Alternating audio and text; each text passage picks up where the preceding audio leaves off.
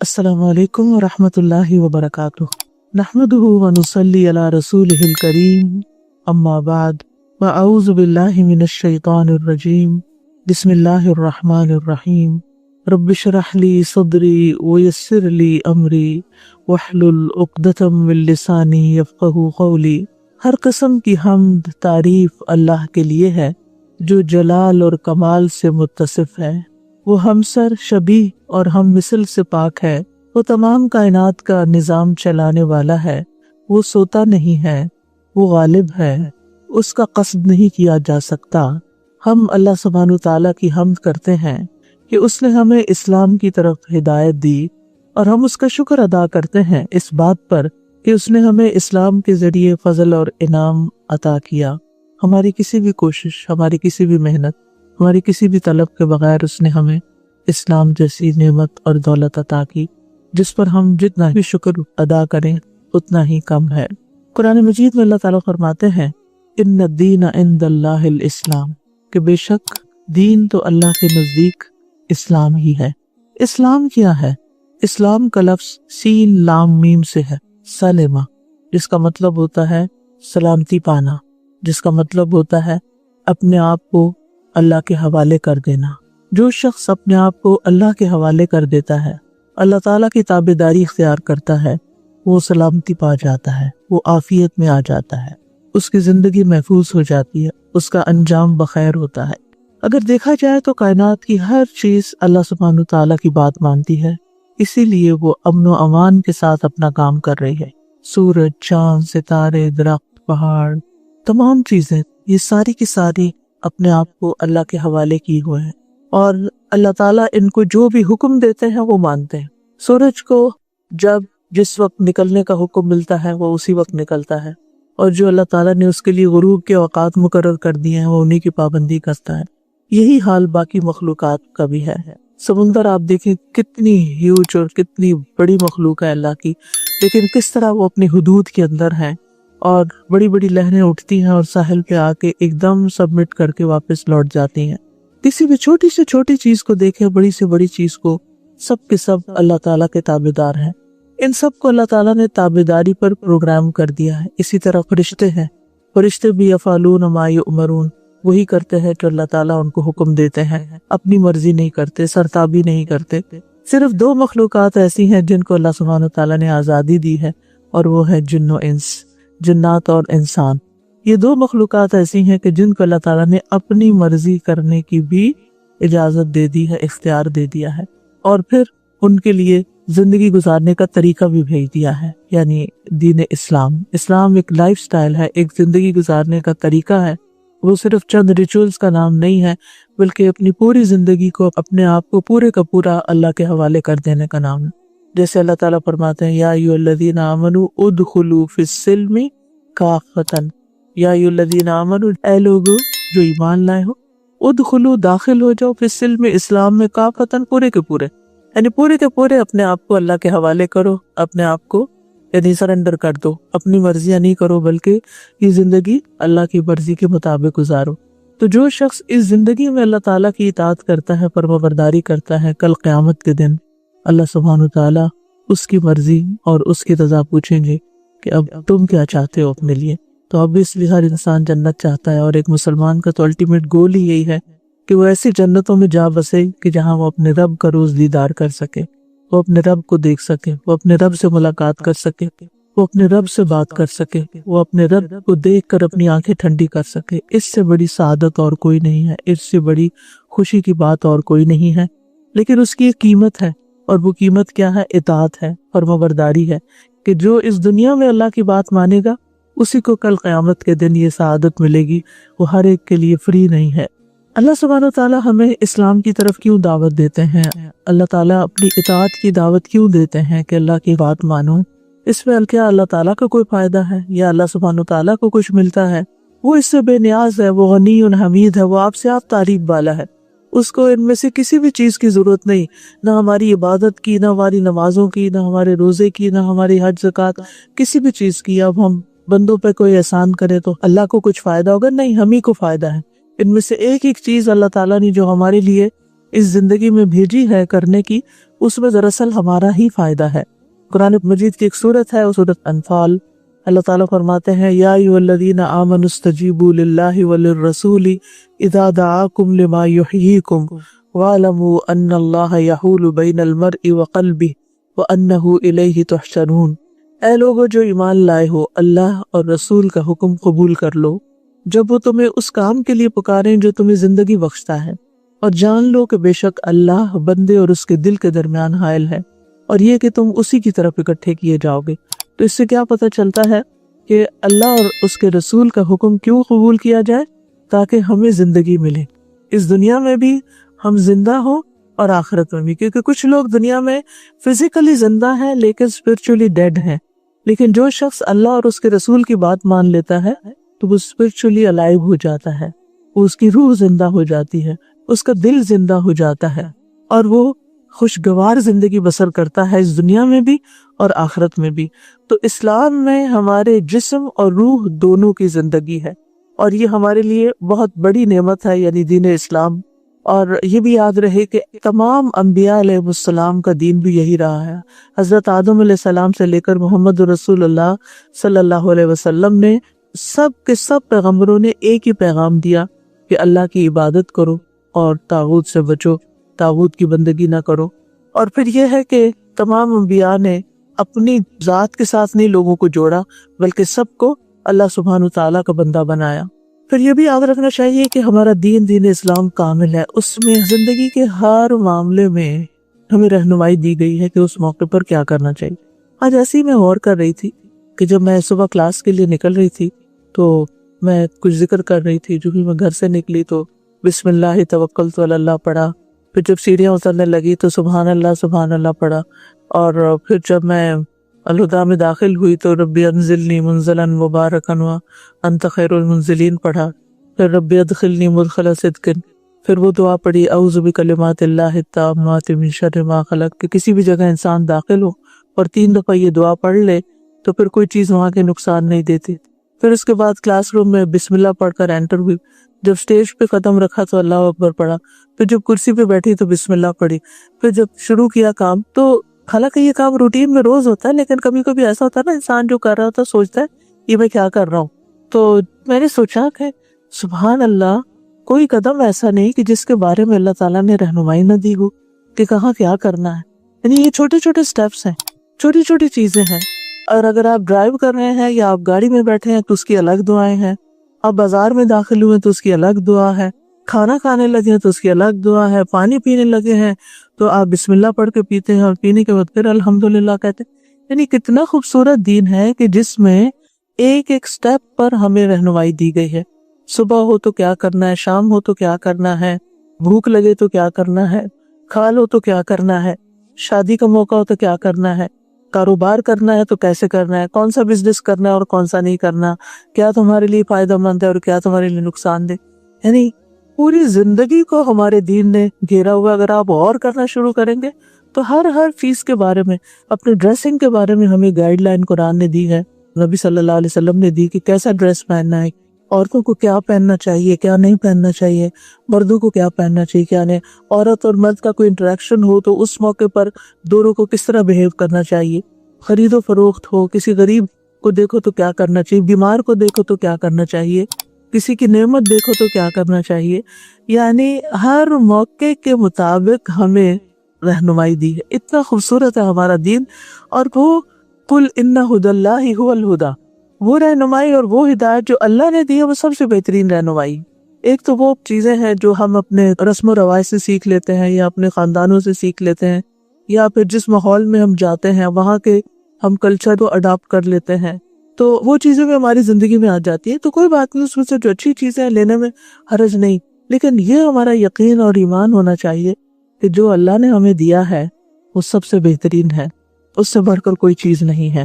اور پھر آپ دیکھیے کہ بندوں نے ہمیں جو طریقے سکھائے یا کسی خاص کلچر نے، اسکول، کالج، یونیورسٹی سے ہم کچھ لے لیتے ہیں، اپنی ورک پلیس سے کچھ ایٹیکیٹس، کچھ پروٹوکولز ہم اختیار کر لیتے ہیں، تو ان سب چیزوں کو اختیار کرنے پر ہمیں تھوڑا سا وقتی فائدہ ہو جاتا ہے۔ مثلا کسی کو ہم ہیلو ہائے کر دیتے ہیں تو اگلا بندہ خوش ہو جاتا ہے، بات ادھر ہی ختم ہو گئی، نہ ہیلو کا کوئی مطلب اور نہ ہائے کا کوئی مطلب، اور نہ اس کو کچھ ملا نہ ہمیں کچھ ملا۔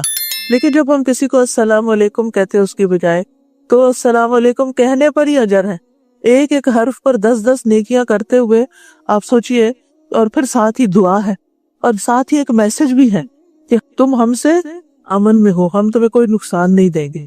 اور پھر آپ دیکھیے کہ اسمائل کرنا، وہ ہر کلچر میں اسمائل کرنے کے اوپر فوکس ہوتا ہے، لیکن ہمارا دین کیا بتاتا ہے؟ اسمائل کرنا، تبسمک فی وجہ اخیک صدقہ، کہ تمہارا اپنے بھائی کے چہرے پر، یعنی سامنے اس کو دیکھ کے مسکرا دینا بھی صدقہ ہے۔ یعنی اگر اور کچھ نہیں صدقہ کرنے کو تو مسکراتے ہی رہو، یہ بھی فائدے کی چیز ہے۔ یعنی ان تمام مواقع پر ہم جو کچھ کریں گے، ایک تو یہ کہ رہنمائی تو ہے ہی، پلس یہ کہ جو کچھ ہم کریں گے اس پر اجر و ثواب ملتا جائے گا، نیکیاں ملتی جائیں گے، دنیاوی تعلقات ہمارے اچھے ہوں گے ہی، ساتھ ہمارا نامہ اعمال ہیوی ہونا شروع ہو جائے گا۔ چلتے پھرتے ہم ایک دفعہ کہہ دیتے ہیں سبحان اللہ و بحمدہ، تو جنت میں ایک درخت لگ جاتا ہے۔ کیا دنیا میں ایک منہ ہلانے سے کوئی درخت لگتا ہے؟ ایک پودا بھی لگانا ہو تو اس کی کتنی کیئر کرنی پڑتی۔ یعنی جنت کمانا مشکل نہیں ہے، لیکن بات یہ ہے کہ ہمارا دشمن ہمیں غافل کیے رکھتا ہے اور ہم وہ نہیں کرتے جو ہمیں کرنا چاہیے۔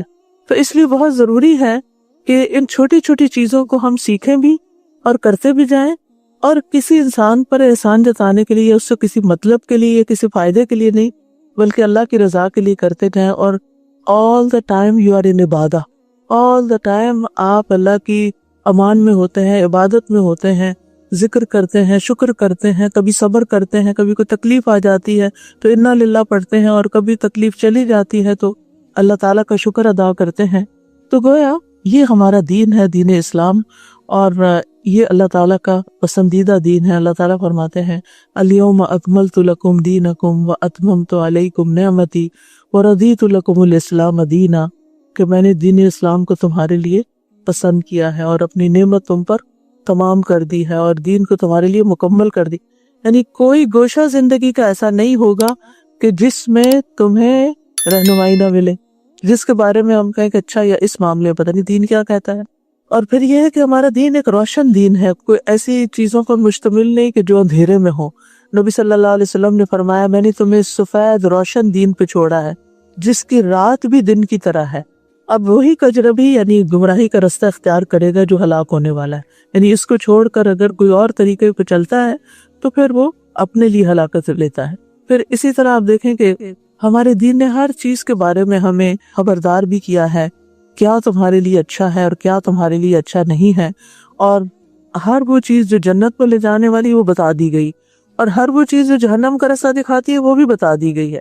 عبداللہ بن مسعود رضی اللہ عنہ کہتے ہیں کہ رسول اللہ صلی اللہ علیہ وسلم نے فرمایا جو چیز تمہیں جنت کے قریب کر سکتی ہے میں نے تمہیں اس کا حکم دے دیا ہے، اور جو چیز تمہیں جہنم کے قریب کر سکتی ہے میں نے تمہیں اس سے بھی منع کر دیا۔ اب یہ پھر ہماری چوائس پر ہے کہ ہم کیا اختیار کرتے ہیں، کیا چیز اپنے لیے پسند کرتے ہیں۔ اور یہ ہمیشہ یاد رہے کہ جو بھی ہم کریں گے نا اس کا نتیجہ ہم ہی کو ملے گا۔ اچھا کریں گے تو انعام بھی ہمیں کو ملے گا، اور اگر نہیں تو اللہ نہ کرے کہ سزا بھی اسی کو ملے گی جس نے کچھ برا کیا ہوگا۔ ان احسنتم احسنتم لانفسکم، اگر تم اچھا کرتے ہو تو تم اپنی ہی ذات کے لیے کرتے ہو۔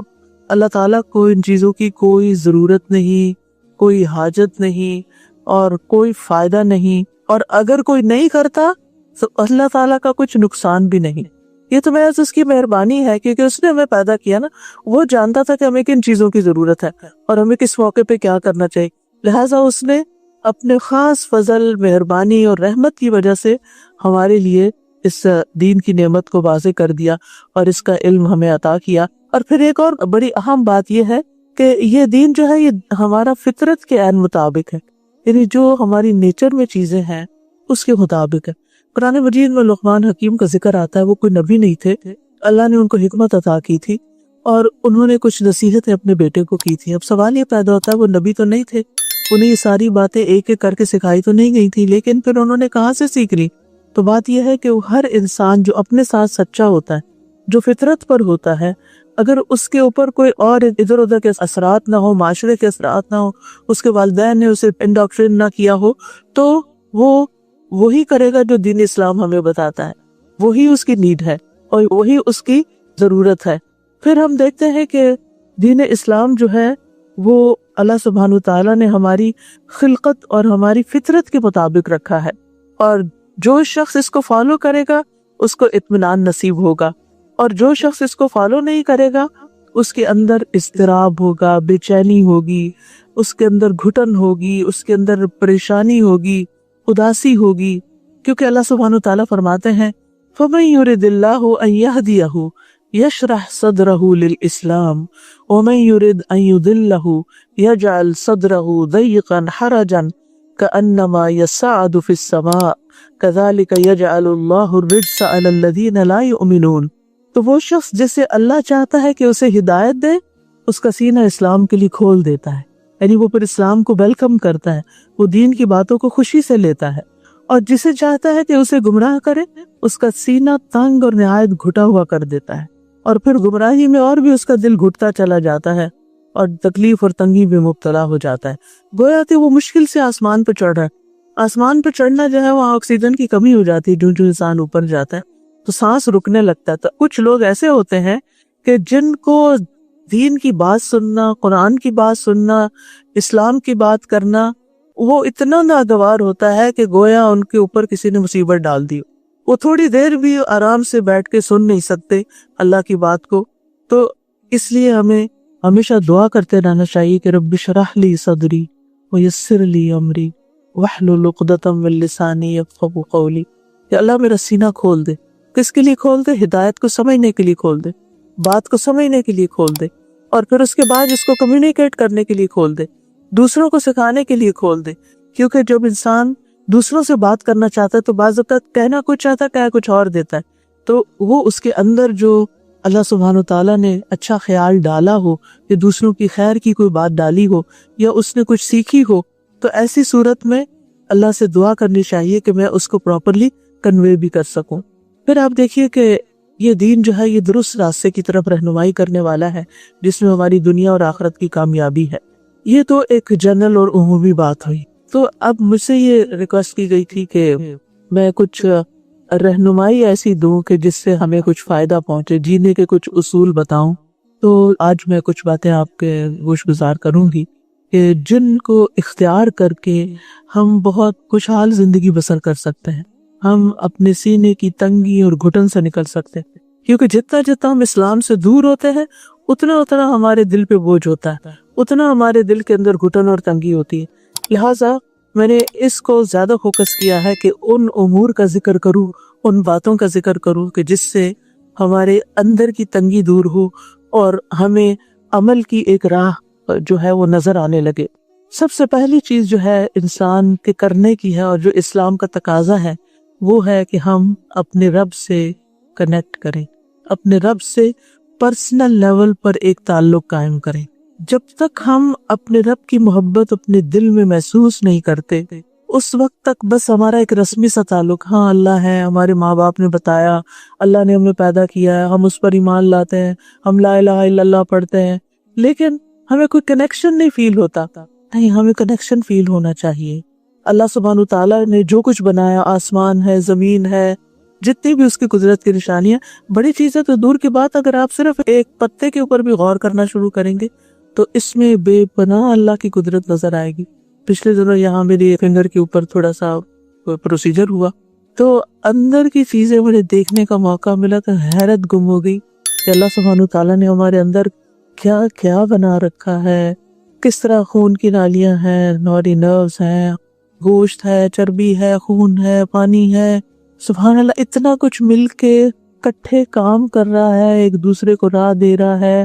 اور یعنی ایک اچھی چیز تھی، یعنی انسان کوئی ویڈیو بھی دیکھ لیتا ہے کوئی کہیں، لیکن وہ چیز فیل نہیں ہوتی، لیکن جب آپ اپنے آپ کو اندر سے دیکھتے ہیں تو اللہ کی بے پناہ قدرت نظر آتی ہے، اور اللہ تعالیٰ اپنے قریب نظر آتا ہے انسان کو کہ یہ ہے میرا خالق، یہ ہے میرا رب، میں اس میں سے کچھ بھی نہیں بنا سکتی۔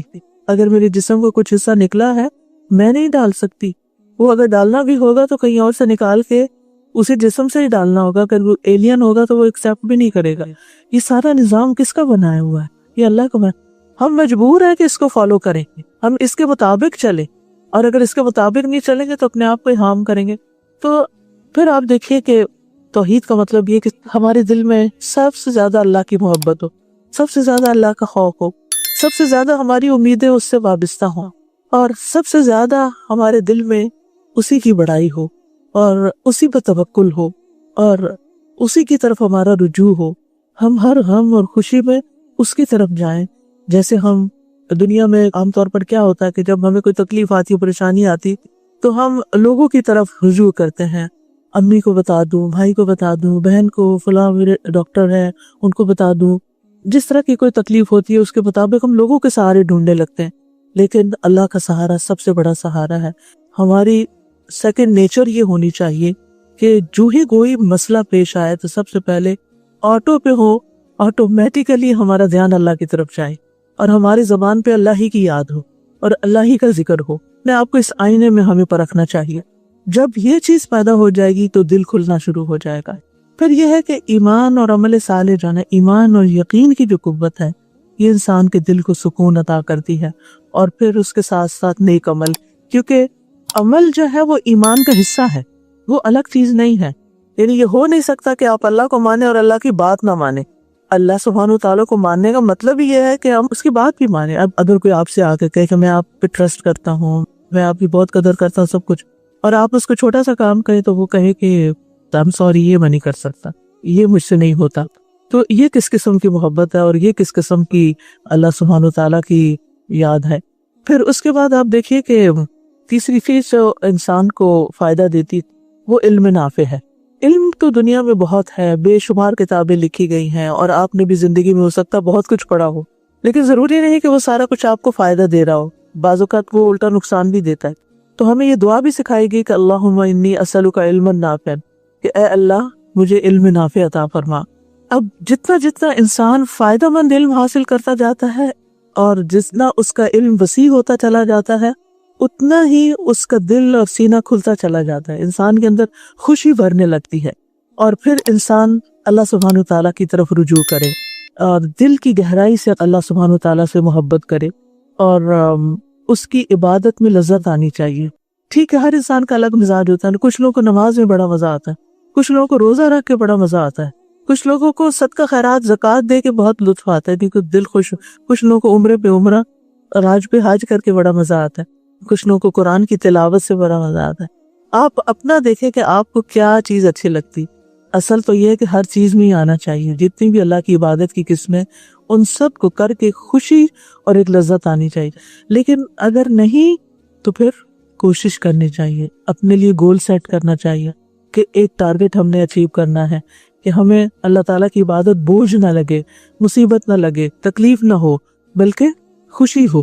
اور جب ہم نماز پڑھ کے بیٹھے تو ہم ہلکے ہو چکے ہوں، یوں لگے کہ جیسے سارے غم ہم نے اللہ سبحانہ تعالیٰ کے حوالے کر دیے. پھر چوتھی چیز ہوگی اللہ کی طرف رجوع کرنا. پانچویں چیز ہے ذکر پر دوام، یعنی ہر دم اللہ کو یاد کرے، دل ہی دل میں یاد کریں، زبان سے یاد کریں، لوگوں کے ساتھ ڈسکس کریں. تو یہ بھی انسان کے دل کو اطمینان بخشتا ہے. الا بذکر اللہ تطمئن القلوب. پھر اس کے بعد مخلوق پر احسان، یعنی بندوں کے ساتھ احسان کا معاملہ، ان کے ساتھ بھی جو ہمارے ساتھ احسان کرے اور ان کے ساتھ بھی جو ہمارے ساتھ احسان نہ کریں. ان کے ساتھ بھی جو ہمارے ساتھ اچھے ہیں ان کو بھی اسمائل دیں جو آپ کو اسمائل دے رہے ہیں، اور ان کو بھی دیں جو آپ کو نہیں دیتے تھے. یعنی احسان یہ نہیں ہوتا کہ جیسا کوئی آپ کے ساتھ کر رہا ہے آپ اس کے ساتھ ویسا کریں. احسان یہ ہوتا ہے کہ کوئی آپ کے ساتھ جیسا بھی کرے آپ اس کے ساتھ اچھا ہی کرنے والے ہوں. اور پھر احسان جتانا نہیں مقصود، بلکہ احسان کرنا مقصود ہے، اور وہ اللہ کی خاطر ہی ہو سکتا ہے کہ آپ اس طرح کریں کہ میں اپنے رب کی خاطر کر رہی ہوں. پھر اس کے بعد یہ کہ ساتویں چیز جو ہے شجاعت اور بہادری، یہ بہت ضروری ہے، اور بزدلی سے پرہیز. بہت سے لوگ چھوٹی چھوٹی باتوں سے اتنا گھبرا جاتے ہیں کہ اپنے آپ کو بھول جاتے ہیں اور اللہ کی مدد کو بھول جاتے ہیں. تو تکلیف بڑی ہو یا چھوٹی، لا یکلف اللہ نفسا الا وسعها. لہٰذا کوئی بھی چیلنج ہماری زندگی میں درپیش ہو تو ہمیں اس موقع پر اللہ سے مدد لے کے اس کو فیس کرنا چاہیے اور اس مشکل کو حل کرنے کے طریقے ڈھونڈنے چاہیے. اس کے آگے گھٹنے نہیں ٹیکنے، بہادری سے کام لینا ہے. تو جو بہادر انسان ہوتا ہے اس کا سینہ کھلا ہوا ہوتا ہے، اس کا دل کھلا ہوتا ہے. پھر آٹھویں چیز ہے دل سے کھوٹ نکالنا، یعنی دل کا کھوٹ، دل کی تنگی، حسد، بغض، کینہ، دشمنی، کنجوسی، ظلم اور دوسروں سے نفرت اور دوسروں کے بارے میں بدگمانیاں، ان سے دل کو صاف کرنا ہے. کیونکہ یہ چیزیں جو ہے یہ انسان کے دل کو کبھی بھی خوش نہیں ہونے دیتی. اب جس سے آپ سے حسد رکھا ہوا اس کو تو کچھ ہوگا یا نہیں، لیکن آپ تو تکلیف میں ہے نا. حسد کی آگ ہوتی ہے اور اس میں انسان جلتا رہتا ہے. کسی کی خوبی دیکھ کے، کسی کی اچھائی دیکھ کے وہ خوش نہیں ہوتا. عبداللہ بن عمر کہتے ہیں کہ رسول اللہ صلی اللہ علیہ وسلم سے سوال کیا گیا کون سا آدمی افضل ہے؟ آپ نے فرمایا ہر سچی زبان والا اور صاف دل والا. صحابہ نے کہا سچی زبان والا تو ہم جانتے ہیں، یہ صاف دل والا کون ہوتا ہے؟ آپ نے فرمایا پرہیزگار، پاک باز، جس کے دل میں نہ کوئی گناہ ہو، نہ زیادتی، نہ کینہ، نہ حسد. صاف صاف یعنی اگر کوئی چیز اس کے دل کو اچھی نہیں بھی لگی تو تھوڑی دیر کے بعد اس کو بھلا کے کوئی اچھے خیالات لائے. یہ ٹھیک ہے، کچھ چیزیں ہمیں بہت بری طرح ہٹ کرتی ہیں، ہمیں تکلیف دیتی ہیں، بعض اوقات اپنوں کی، اور اپنوں کی زیادہ دیتی ہیں. کوئی اور کچھ کہہ دے تو شاید اتنا برا نہ لگے، اگر اپنی ماں بھی کچھ کہہ دے تو آنسو نکل آتے ہیں. تو اٹس ویری نیچرل کہ انسان کو تکلیف دیتی ہیں یہ چیزیں، لیکن ان چیزوں کو اچھی چیز سے بدل دینا چاہیے. آپ دیکھیے کہ اگر آپ پانی پی رہے ہیں اور اچانک کوئی آپ کو چیز چھوٹی سی نظر آتی ہے، اس میں بلیک سا ڈاٹ نظر آتا ہے، تو آپ کیا کرتے ہیں؟ پانی چھوڑ دیتے ہیں یا وہ چیز نکال دیتے ہیں؟ اچھا یہ چھوٹی سی کوئی چیز ہے، اس کو باہر نکال دو، پانی پی لو باقی. یعنی کہ چلتے چلو، ان باتوں کو لے کے بیٹھنے کی ضرورت نہیں. اور پھر نویں چیز فضول اور بے مقصد چیزوں سے بچنا. یعنی وہ چیزیں جو ہماری زندگی میں کوئی بھی ویلیو ایڈ نہیں کر رہی، چاہے وہ ہمارے فرینڈز ہوں، چاہے وہ ہمارے کام ہوں، چاہے ہماری ہابیز ہوں، کچھ بھی ہو، اگر اس چیز سے کوئی نتیجہ نہیں نکل رہا، کوئی فائدہ نہیں ہو رہا، تو ان چیزوں کو چھوڑ دینا چاہیے اور زیادہ اہم چیزوں کی طرف متوجہ ہونا چاہیے. ضرورت سے زیادہ باتیں کرنا، ضرورت سے زیادہ باتوں میں لگ جانا، ضرورت سے زیادہ لوگوں میں گھلنا ملنا، ضرورت سے زیادہ کھا لینا، ضرورت سے زیادہ سو جانا، ضرورت سے زیادہ چیزوں کو اپنے اوپر سوار کر لینا، چھوٹی سی بات کو اپنے اوپر بس حاوی کر لینا، طاری کر لینا کہ یہ کب ختم ہوگا، یہ کیسے ہوگا. تو ان چیزوں سے بھی باہر نکلنا چاہیے. یعنی انسان کو ہر چیز بیلنس کے ساتھ کرنے کی ضرورت ہے، ایک لمٹ کے اندر کرنے کی ضرورت ہے. اس سے انسان کے دل کے اندر ایک خوشی پیدا ہوتی ہے. اگر آپ زیادہ کھا بھی لیں گے نا، اس وقت تو مزہ آ رہا کھا رہے کا، اس کے بعد جو طبیعت خراب ہوگی وہ ساری خوشی ماری جائے گی. آپ سونے میں مزہ آ رہا ہے، اٹھنے کو دل نہیں چاہ رہا، سوئے جا رہے، لیکن جب آپ اٹھیں گے تو پھر کیا فریش اٹھیں. جب ضرورت سے زیادہ سو لیا جاتا ہے تو انسان اس میں بھی تھک جاتا ہے. پھر اسی طرح یہ ہے کہ آپ ضرورت سے زیادہ باتیں کر لیتے ہیں تو تھوڑی دیر کے بعد آپ پھر ایک ٹھنڈی سانس لیتے، ایسے دل کے اندر ایک اداسی سی آ جاتی ہے. ٹائم ویسٹ کر لیتے ہیں تو تب بھی ایسی پریشانی سی آتی ہے. لیکن اگر آپ ضرورت کی بات کریں، نہ تو کسی کو اگنور کریں اور نہ ہی بہت باتوں میں لگ جائیں، مناسب انداز سے ایک معتدل بات، کسی سے ملاقات بھی کرنے جائیں تو بیکار میں بیٹھے نہ رہیں کہ نہ کسی کا وقت ضائع کریں نہ اپنا کریں.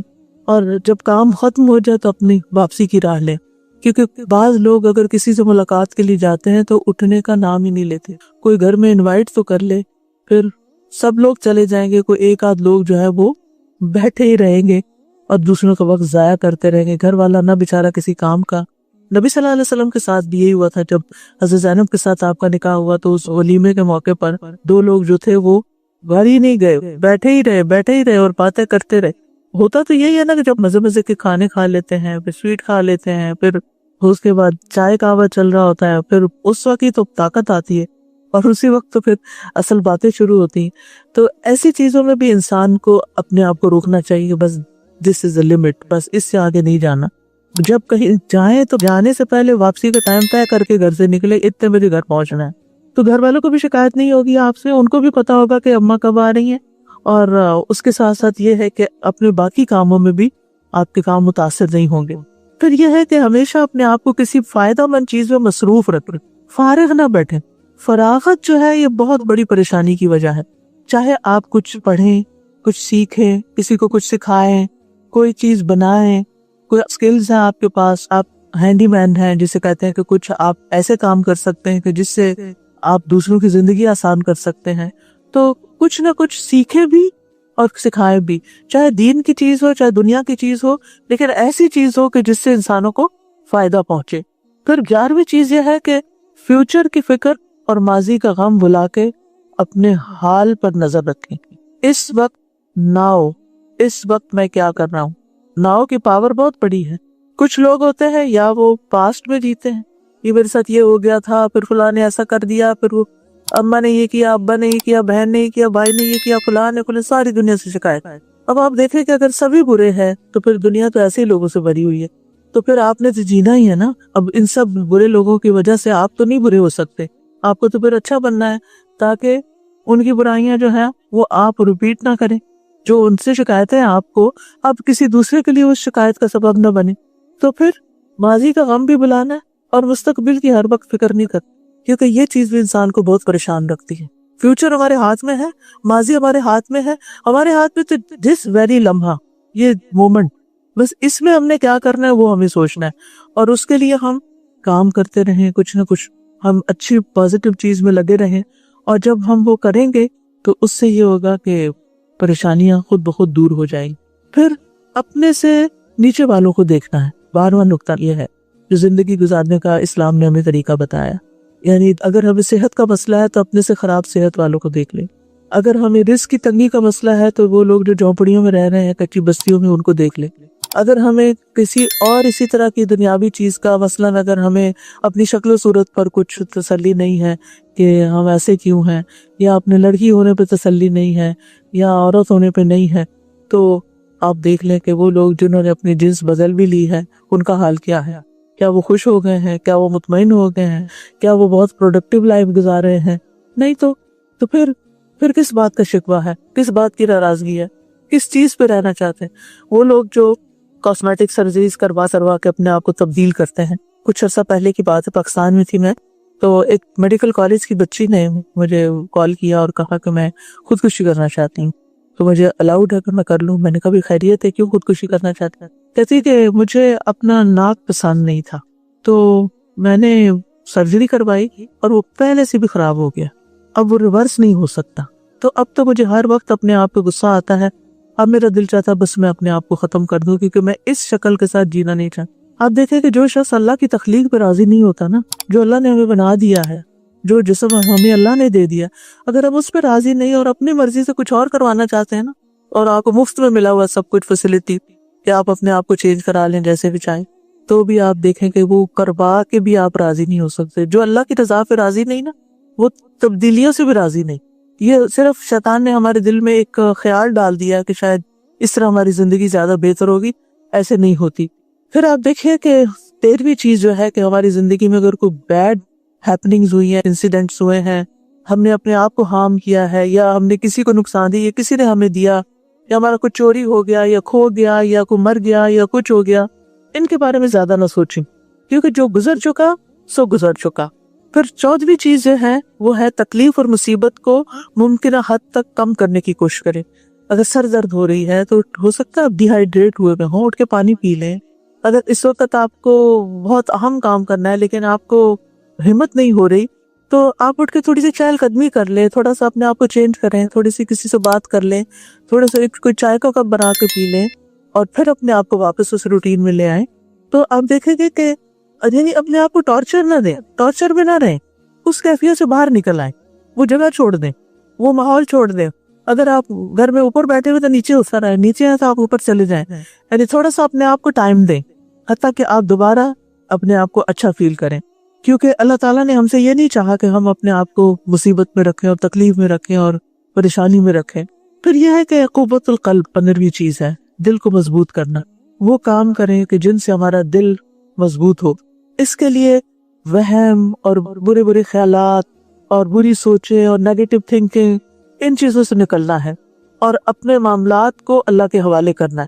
جیسے ہی دل میں خیال آئے میرے بڑھاپے کا کیا ہوگا, پتہ نہیں کوئی میرے پاس ہوگا کہ اللہ میں نے اپنے آپ کو آپ کے حوالے کیا, بس آپ ٹیک کیئر کریں, آپ نے میرا خیال کرنا, آپ نے میرے لیے اسباب پیدا کرنے, آپ ہیں نا, جب آپ نے پیدا کیا نا تو آپ بھی سنبھالیں گی. مثلا ایک مثال دے رہی, اسی طرح اگر کوئی بیماری ہے تو اس میں بھی اللہ پہ بھروسہ کریں کہ اگر بیماری آئی ہے تو شفا بھی تو اللہ نے دینی ہے نا.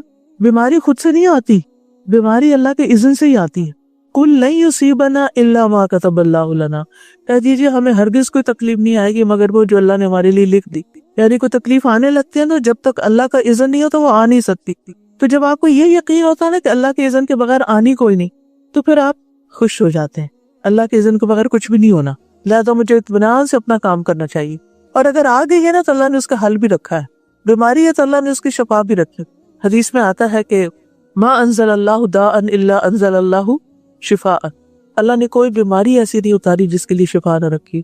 علم من علم جاہل من جاہل، جس کو پتا ہے اس کو تو پتا ہے، جو جاہل ہے وہ جاہل ہے۔ یہ الگ بات ہے کہ ہمیں نہ پتا ہو، تو پھر کوشش کیا کرنی چاہیے کہ بیماری کی روٹ کاز پتہ کریں اور اس کا علاج کریں، اور علاج سے زیادہ پرہیز کریں، تو انشاءاللہ اللہ تعالیٰ شفا دے گا۔ پھر آپ دیکھیے کہ اللہ سے حسن ظن رکھیں، اللہ سے ہمیشہ اچھا گمان رکھیں، کبھی دل میں یہ نہ آنے دے کہ اللہ نے میرے ساتھ یہ کیوں کیا، وائی می، یہ کیوں، وہ کیوں۔ تو آپ دیکھیں گے کہ جب آپ سوچیں گے نہیں اللہ نے مجھے کچھ سکھانے کے لیے کیا، یہ تکلیف اور یہ پریشانی ہے، یہ چیز جو میری زندگی میں آئی ہے، جو لوگ میری زندگی میں آ گئے، بعض اوقات شادی سے پہلے ماں باپ ایسے مل جاتے ہیں کہ جو بہت سمجھدار نہیں ہوتے، تو وہاں سے کوئی تکلیف آ جاتی، اور بعض اوقات شادی کے بعد آپ کو کوئی ایسا گھر مل جاتا ہے کہ جہاں آپ کی انڈرسٹینڈنگ بہت اچھی سے نہیں ہوتی، یہ سب کچھ اللہ کے اذن سے ہی ہوا ہے نا۔ تو اللہ سے حسن ظن رکھیں، اگر اس نے آپ کو ڈیفیکلٹ سچویشن میں ڈالا ہے تو آپ کو میچور کرنے کے لیے، آپ کو اسٹرانگ کرنے کے لیے، آپ کو اور زیادہ بہتر کام کرنے کے لیے، کیونکہ انسان جو کچھ ایکسپیرینس سے سیکھتا ہے وہ کتابوں سے نہیں سیکھ سکتا، وہ سب کچھ اللہ تعالیٰ کی ایک اسکیم ہوتی ہے جس کے ساتھ وہ آپ وہ چیزیں سکھاتا ہے تاکہ آپ دوسروں کے کام کے بن جائیں، دوسروں کو ان گڑھوں میں گرنے سے بچا سکیں، دوسروں کی رہنمائی کر سکیں۔ تو اس لیے اللہ سے ہمیشہ حسن ظن رکھیں۔ سورۃ یوسف تو آپ پڑھتے ہوگے، 2-3 دن پہلے میں سورۃ یوسف پڑھتی جا رہی تھی اور میں سوچ رہی تھی کہ یوسف علیہ السلام کو تو نہیں پتا تھا کہ اینڈ کیا ہوگا، کہ میں ایک ملک کا بادشاہ بن جاؤں گا اور ہر چیز میرے اختیار میں ہوگی، یتبوأ فی الارض حیث یشاء، زمین پہ جہاں بھی چاہے وہ اپنی جگہ بنا لے، جو چاہے کرے۔ لیکن اس سے پیچھے بھائیوں کا سلوک اور والد کی جدائی اور کنویں میں پھینکا جانا اور مصر کے بازار میں چند سکوں میں بک جانا، اتنے قیمتی انسان کا کبھی ایسے بھی ہوتا ہے، آپ بہت قیمتی تھے، آپ کی شادی ایسے گھر میں ہوئی جہاں وہ آپ کو 2 ٹکے کی قیمت بھی نہیں دے رہے، کچھ بھی نہیں آپ کی ویلیو کر رہے، ایسا ہوتا ہے کبھی کبھی، ایسے حادثات ہو جاتے ہیں۔ تو پھر اسکریچ سے شروع ہو کر پھر اٹھ کے دل بڑا کر کے انسان کو کچھ کرنا ہوتا ہے، یعنی کہ اس سچویشن سے باہر نکلنا ہوتا ہے۔ جو رب یوسف علیہ السلام کو کنویں سے نکال سکتا ہے، کیا وہ ہمیں بھی؟ ہمارے کنواں، ہر ایک کا کنواں الگ ہوتا ہے نا، لیکن ہم میں سے ہر ایک کسی نہ کسی کنویں میں ہوتا ہے، تو وہ رب ہی نکالتا ہے، وہ بھیج دیتا ہے کوئی قافلہ جو آپ کو وہاں سے نکال کے لے جاتا ہے۔ اور جس رب کے اذن سے آپ کہیں بے قیمت ہوتے ہیں، وہی رب ایک دن آپ کو تخت بھی عطا کرتا ہے، آپ کو عزت بھی عطا کرتا ہے۔ وہ پھر زندگی میں ایسی سچویشنز آ جاتی ہیں جیسے عزیز مصر کی بیوی نے یوسف علیہ السلام کو برگلانا چاہا، کبھی انسان کے لیے پھسلن کے مواقع آ جاتے ہیں، پھر وہاں کون سنبھالتا ہے؟ وہاں بھی اللہ تعالیٰ سنبھالتا ہے۔ تو جو رب وہاں سنبھالتا ہے، جس رب نے وہ سنبھالا، وہ رب ہمیں بھی سنبھالے گا۔ حتیٰ کہ جیل میں پہنچ گئے، یوں لگتا ہے کہ ایک کے بعد ایک آزمائش اور بڑی آ رہی ہے، اور پھر جیل سے کون نکالتا ہے؟ اور جب تک چاہتا بھلوا دیتا ہے، جیل سے نکلنے نہیں دیتا، ابھی تمہیں یہیں رہنا ہے، ابھی تمہارے لیے نئی زندگی نہیں۔ اور پھر ایک دم وہ کنویں سے نکل کے وہ عزیز مصر ان کو اپنے لیے خاص کر لیتا ہے، اور پھر اپنے خزانے ان کے حوالے کر دیتا ہے، اور پھر سارے اختیارات ان کو دے دیتا ہے۔ تو آپ سوچئے یہ کہاں سے بھی شروع ہوئے تھے اور کہاں پہنچے۔ تو کچھ لوگوں کی زندگی میں دوسروں کی نسبت زیادہ پرابلمز ہوتے ہیں، دکھ ہوتے ہیں، تکلیفیں ہوتی ہیں، کنواں بھی آتا ہے، جیل بھی آتی ہے، لیکن ایسے لوگوں کا انجام بہت اچھا ہوتا ہے جب وہ رب پہ یقین کرتے ہیں۔ آخر میں آپ دیکھیے یوسف علیہ السلام کیا کہتے ہیں، وَقَدْ أَحْسَنَ بِي إِذْ أَخْرَجَنِي مِنَ السِّجْنِ، اللہ نے مجھ پہ بڑا احسان کیا ہے، مجھے جیل سے نکلوا دیا۔ یہ نہیں کہ اللہ نے مجھ پہ ظلم کیا نعوذ باللہ کہ مجھے جیل میں ڈلوا دیا، یہ نہیں یاد رکھتے وہ، یہ نہیں کہتے وہ۔ تو اللہ سبحانہ و تعالیٰ سے ہمیشہ حسن ظن رکھنا چاہیے، اچھا گمان رکھنا چاہیے۔ پھر یہ کہ 17 پوائنٹ یہ ہے کہ زندگی کی مدت کم ہے، اس لیے پریشانیاں بھی کم کر دیں، زندگی کو انجوائے بھی کریں، یعنی ہر وقت پریشانیوں کا نہ سوچیں، نعمتوں کے بارے میں سوچیں۔ ہمیں پریشانیوں سے زیادہ نعمتیں ملی ہوئی ہیں لیکن ہم ان کا ادراک نہیں کرتے، ان کے بارے میں سوچتے نہیں، لہٰذا پریشان رہتے ہیں۔ اور پھر یہ ہے کہ مومن کے لیے اصل خوشی تو جنت میں ہے، لہٰذا وہ اپنا گھر اس کو سمجھتا ہے، دنیا میں اجنبی کی طرح رہتا ہے، میں اپنا ٹائم پاس کر رہا ہوں۔ جیسے کہیں بھی انسان کسی ہوٹل میں رہتا ہے یا کسی گزرگاہ میں جاتے جاتے ٹرانزٹ پہ ہوتا ہے، اس کو پتا ہوتا ہے اگلی فلائٹ سے میں نے آگے چلے جانا ہے۔ تو جب ہم مریں گے تو کہیں گے کہ بس وہ چند گھنٹے تھے جو دنیا میں گزار کے آئے ہیں، ایک فلائٹ سے لینڈ ہوئے اور دوسری فلائٹ سے نکل آئے ہم۔ اور پھر آپ دیکھیے کہ ملنے والی تکلیف اور ملنے والے انعامات کا موازنہ کر کے انسان کو اس تکلیف سے باہر نکلنا چاہیے۔ پھر 19ویں بات یہ ہے کہ لوگوں کی تکلیف دہ باتوں کی طرف توجہ نہیں کرنی چاہیے، ایک کان سے سن کے ایک سے نکال دیں، کوئی بات نہیں، یہ ایسے ہی، یعنی اپنے کان کو بلاک کر لیں۔ کچھ لوگ ہیڈ فون بھی پہن لیتے ہیں، اچھا کرتے ہیں، سنتا ہی نہیں ہے، خاص طور پہ بچے. لیکن کبھی کبھی ماں باپ کی کڑوی باتیں اچھی بھی ہوتی ہیں اور سن بھی لینی چاہیے. بہرحال لوگوں کو سمجھیں. جب لوگوں کی طرف سے کوئی تکلیف دہ بات ہے تو آپ یہ سوچا کریں یہ ایسا ہی ہے، اس نے ایسے ہی بولنا ہے، یہ ایسا ہی کرتا ہے، یہ جب ایسا ہے تو میں نے اس کو ایز اٹ از ایکسپٹ کر لیا، بس اب مجھے اپنا کام کرنا ہے.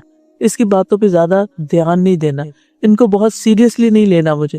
پھر 20ویں چیز یہ ہے کہ اپنی سوچ کو ان کاموں پر فوکس کرے جو اس کو دین اور دنیا میں فائدہ دیتے ہیں. نئے نئے آئیڈیاز لایا کریں، سوچا کریں. اللہ تعالیٰ ہر بندے کے اندر اچھے الہام کرتا ہے. ہر بندے کے ساتھ ایک شیطان ایک فرشتہ ہے. شیطان اگر وسوسے ڈالتا ہے نا تو فرشتہ بھی ہے جو الہام کرتا ہے، اچھی باتیں بھی آپ کو سجھاتا ہے کہ اچھا یہ کر لو وہ کر لو. ایک ڈائری بنائیں یا کوئی جگہ رکھیں جہاں پر آپ اچھے اچھے آئیڈیاز لکھا کریں، اپنے خواب لکھا کریں، اپنی خواہشات لکھا کریں کہ میں زندگی میں یہ بننا چاہتی ہوں، یہ کرنا چاہتی ہوں، آخرت میں مجھے جنت الفردوس چاہیے.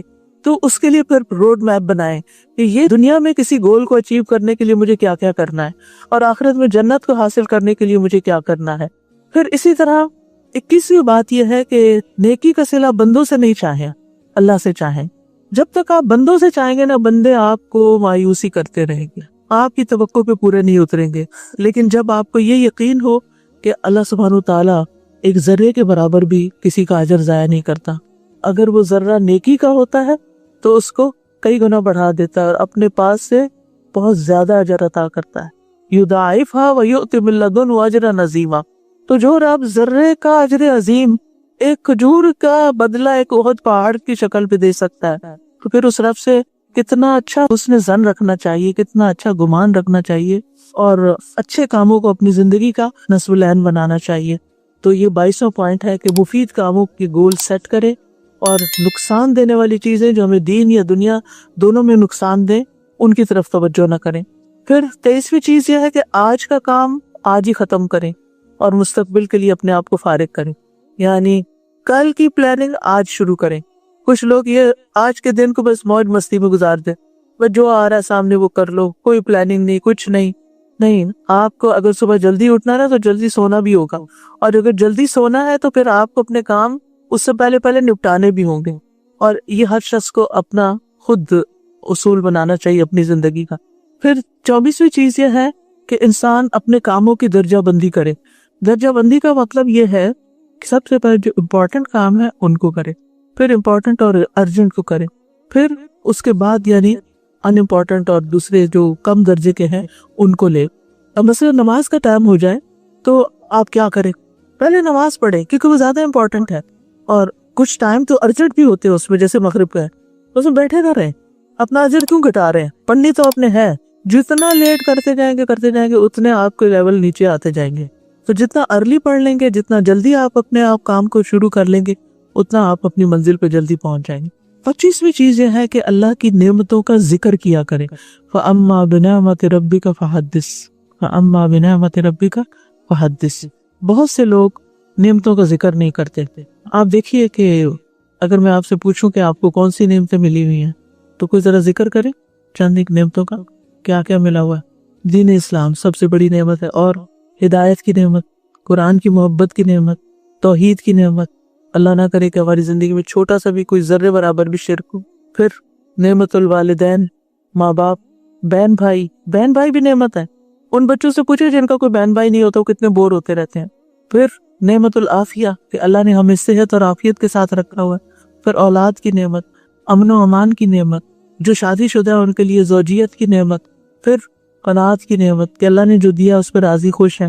پھر ٹھنڈا پانی، ٹھنڈا موسم، اچھا موسم، اور کینیڈا میں ہر طرف گرینری. اور پھر یہ کہ کھانے پینے کو اور اپنی ضروریات پوری کرنے کو اللہ نے روزی دے رکھی ہے.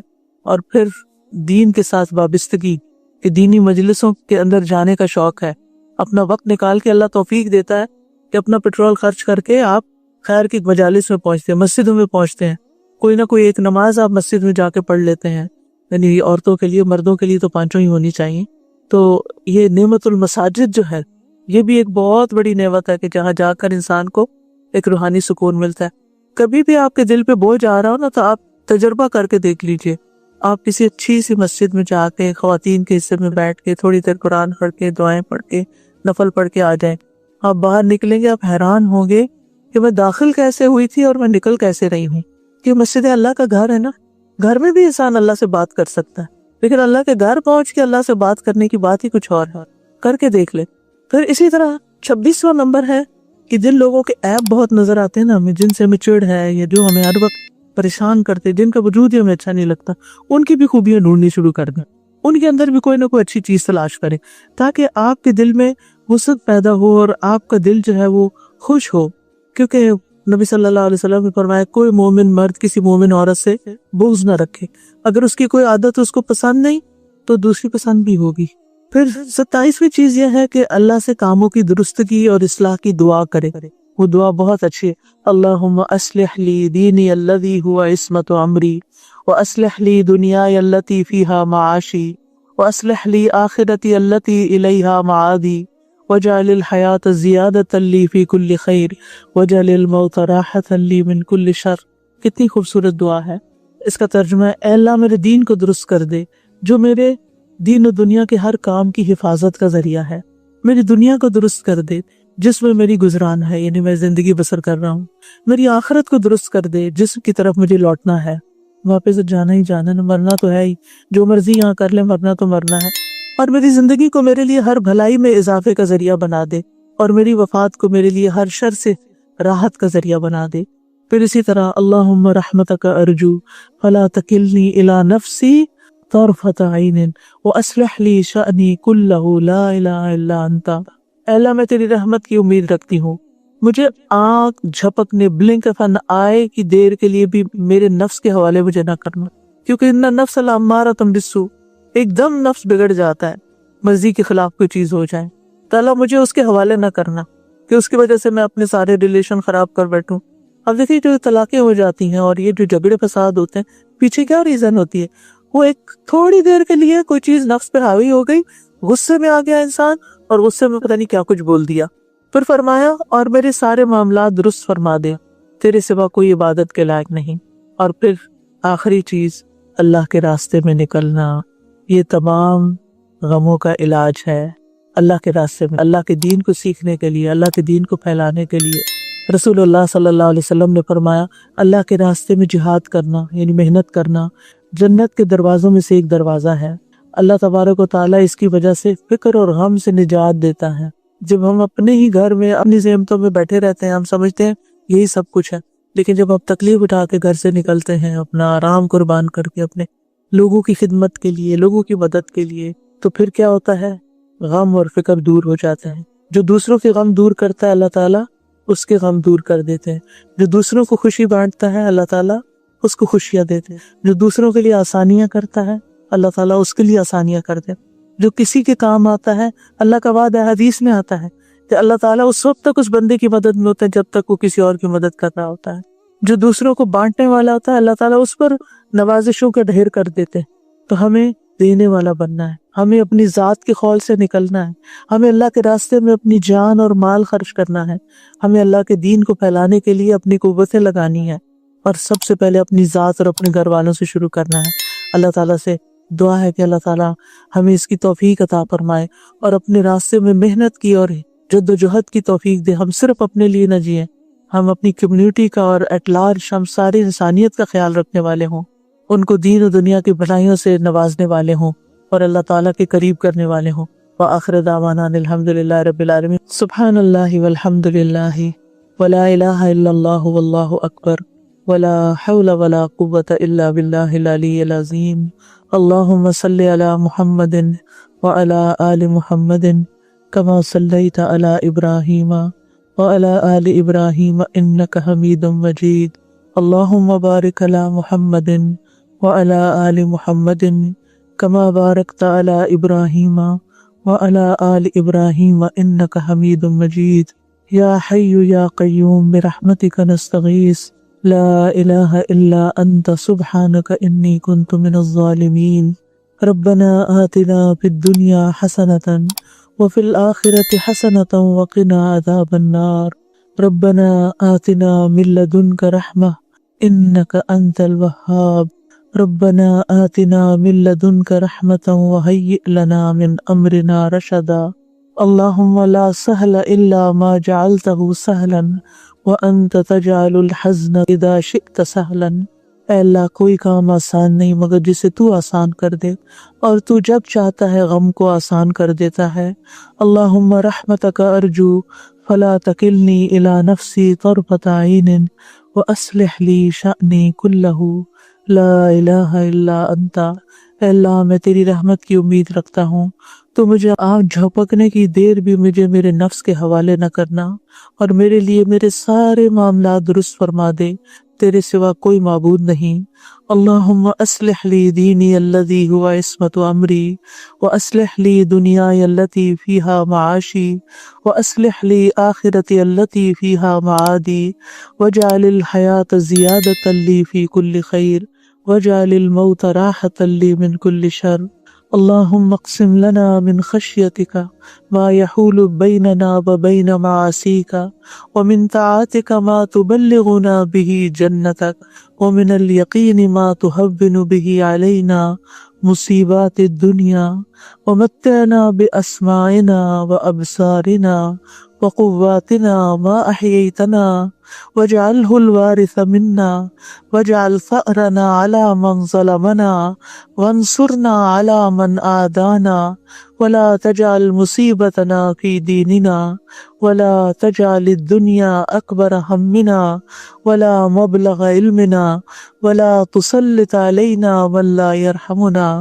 اللہم انا نعوذ بک من جہد البلاء ودرک الشقاء وسوء القضاء وشماتة الأعداء۔ اللہم انا نسألک المعافاة في الدنیا والآخرہ۔ اللہم انا نسألک العافیة في الدنیا والآخرہ۔